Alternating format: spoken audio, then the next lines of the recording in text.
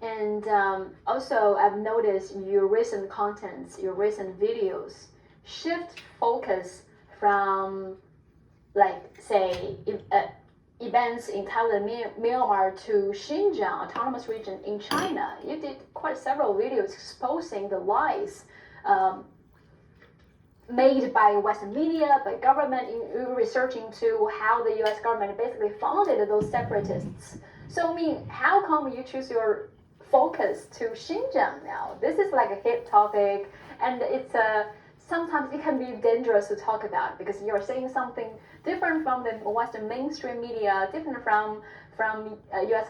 foreign policy. You'll be called a genocide denier or all those labels, you know. So why you decided to step into this?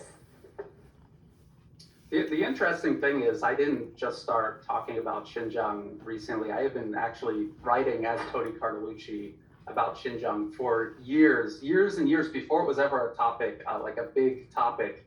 I had been writing about the World Uyghur Congress, all of these NED-funded organizations before any of this started. So, I mean, I'm talking about it now because it's now a major focus for the U.S. propaganda war against China. So obviously, I'm going to talk about it.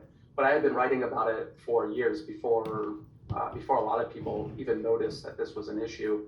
Because what you do once you find out, once you understand that the NED is behind all of these groups, when you see anything in the news at all, anything at all, because this is the National Endowment for Democracy. It was created by the U.S. government. It is funded annually by the U.S. government. It is overseen by Congress and the U.S. State Department. And what they do is they fund political interference of regime change operations all around the globe, including in China. And their operations in China are so extensive, they have to break them down into regions. So this is the Xinjiang/East Turkestan region. And East Turkestan, in case you don't know, is the word that separatists and terrorists call Xinjiang, China. The international community recognizes Xinjiang as part of China. They do not recognize this East Turkestan. And so who's the US government funding through the NED? Many organizations, including World Uyghur Congress. So when World Uyghur Congress says the money came through them to fund this tribunal, they're talking about US government money.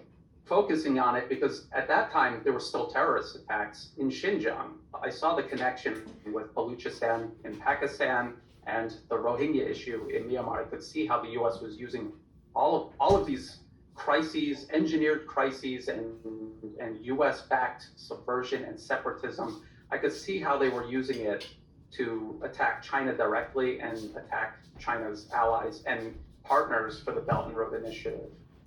So basically, you saw this coming. You predicted this. Yes. Like many years ago, people should go to my old blog, landdestroyer.blogspot.com, and just type in the search box, and you will see articles from like 2011, maybe something as far back as that. Because when John McCain said it's going to Russia and China, I immediately started researching everything to do with Russia and China and how they might be undermining both countries the same way they were doing in the Middle East with the Arab Spring and the same way they were doing here in Thailand.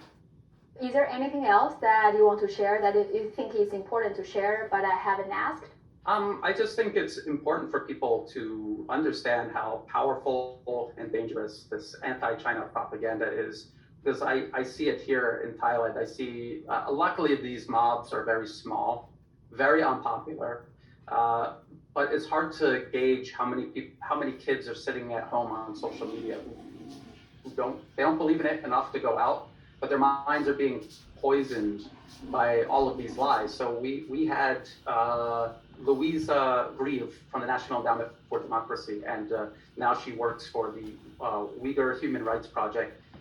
She actually came to Thailand, went to Chulalongkorn University, joined this activist named Netwit, who has gone to the Oslo Freedom Forum, and he's one of these U.S.-backed or U.S.-adjacent activists. And they had a whole seminar on repeating all of these lies about Xinjiang and poisoning the Thai youth against China. And you have to think, when you look at how important China is to the entire region, economically, culturally, historically, the poison poisoning this is like turning children against their parents or cousins against one another.